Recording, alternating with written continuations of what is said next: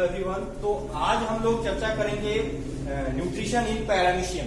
Paramecium का पोषण कैसे होता है। पिछले क्लास में हम लोगों ने चर्चा की थी न्यूट्रिशन इन अमीबा, यानी कि अमीबा में पोषण कैसे होता है। तो पिछले क्लास में ही हमने आपको बताया था कि अमीबा तथा पैरामीशियम दोनों सिंपलर ऑर्गेनिज्म है और दोनों में सिंपलर यूनिसेलुलर ऑर्गेनिज्म है, यानी कि एक कोशिकीय जीव है और दोनों में होलोजोइक न्यूट्रिशन होता है, यानी कि प्राणी समपोषण होता है।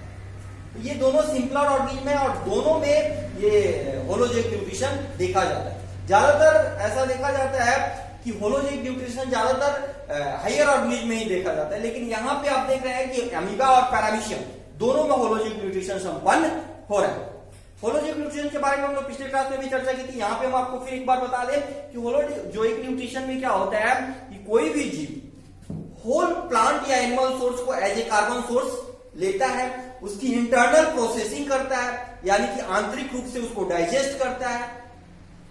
डाइजेशन के पश्चात जो यूजफुल मटेरियल्स है उसको एब्जॉर्ब कर लेता है, या यहाँ पे आप देख रहे हैं कि एब्जॉर्ब कर लेता है और एब्जॉर्प्शन के बाद जो अनडाइजेस्टेड मटेरियल्स होते हैं उनको किसी खास अस्थायी पोर या अस्थायी पोर के द्वारा शरीर से बाहर एक्सक्रीट कर देता है। यहाँ पे आप देख रहे हैं कि हमने बात की अवशोषण की थी, लेकिन यहाँ पे है कि क्या हो रहा है कि फूड वैक्यूल्स बन रहा है। यहाँ पे फूड वैक्यूल्स में ही उनका डाइजेशन होता है, ऑर्गेनिक मटेरियल्स का डाइजेशन होता है और डाइजेशन के पश्चात जो भी यूजफुल मटेरियल्स बनते हैं, जो मिलते हैं, वो इस खाद्य वैक्यूल्स यानी कि जो फूड वैक्यूल्स है उसके दीवार के द्वारा वो डिजॉल्व होता है साइटोप्लाज्म।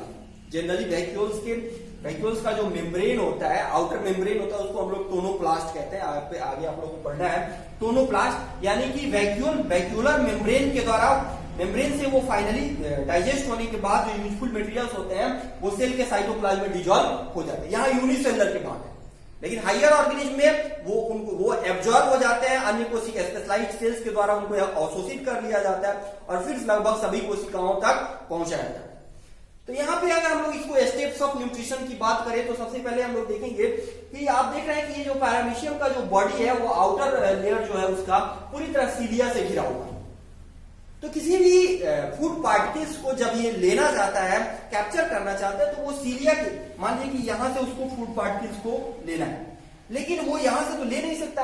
उसका जो ओरल ग्रूव है वो यहाँ पे है, मुख हुआ है यहाँ, तो वो सीलिया की सहायता से उसको यहां से ले जाकर के यहां तक पहुंचाता है। सीलिया का जो सीलियरी मूवमेंट होता है, उस मूवमेंट के साथ ये फूड पार्टिकल्स, भोजन के कण जो है वो ओरल ग्रूव तक पहुंचते हैं।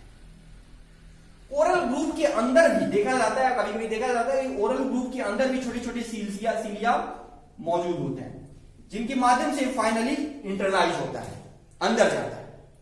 जैसे ही अंदर जाता है, ये पैरामीशियम का जो बॉडी है वो एक फूड वैक्यूल्स बना लेता है, यानी कि खाद्य रसधानी बना लेता है।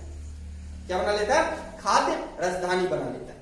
इस खाद्य रसधानी आप देख रहे हैं कि चेंजेबल है, ट्रांसफॉर्म हो रहा है। तो बहुत सारे खाद्य रसधानी बनते हैं और स्टेप वाइज इनमें क्या होता है कि वो फाइनली इनमें पाचक एंजाइमों के स्राव के साथ, ये खाद्य रसधानी जो होते हैं इसमें पाचक एंजाइम डिजॉल्व करते हैं, इसमें मिलाते हैं और इस खाद्य रसधानी में उस जटिल ऑर्गेनिक मटेरियल्स का, कॉम्प्लेक्स ऑर्गेनिक मटेरियल्स को पूरी तरह डाइजेस्ट किया जाता है, यानी कि उनका ब्रेक डाउन किया जाता है सिंपलर फॉर्म में।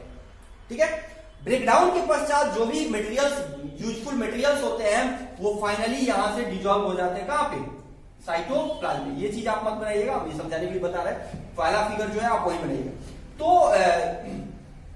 ये सिर्फ एरो नहीं बनाना है, बाकी सब आपको बनाना है।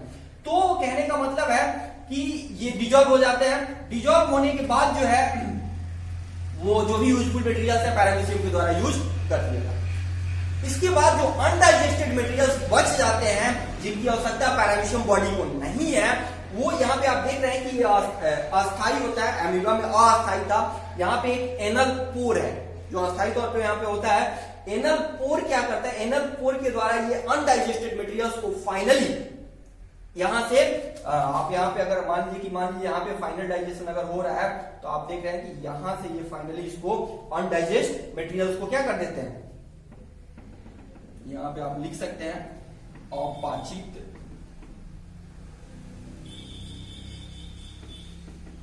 पदार्थ या अनडाइजेस्टेड मटेरियल्स को ये एनल पोर के द्वारा यानी कि गुदा छिद्र के द्वारा ये फाइनली बाहर निकाल देते हैं। तो इस तरह से पैरामीशियम में यानी कि सिंपलर ऑर्गेनिज्म में, सिंपलर यूनिसेलुलर ऑर्गेनिज्म में अमीबा और अमीबा की चर्चा हम लोगों ने पिछले क्लास में की थी। यहाँ पैरामीशियम में जो है आपका होलोजोइक न्यूट्रिशन फाइनली संपन्न होता है। तो इसके बाद तो यहाँ पे सिंपलर ऑर्गेनिज्म में हम लोगों ने होलोजोइक न्यूट्रिशन की चर्चा कर ली है। अगले क्लास में हम लोग देखेंगे कि ह्यूमंस में यानी कि मानव शरीर में कैसे होलोजोइक न्यूट्रिशन संपन्न होता है, किस तरह के स्पेशलाइज्ड स्ट्रक्चर होते हैं जहां पे वो होलोजोइक न्यूट्रिशन संपन्न होता है, उसकी डिटेल चर्चा हम लोग अगले क्लास में करेंगे।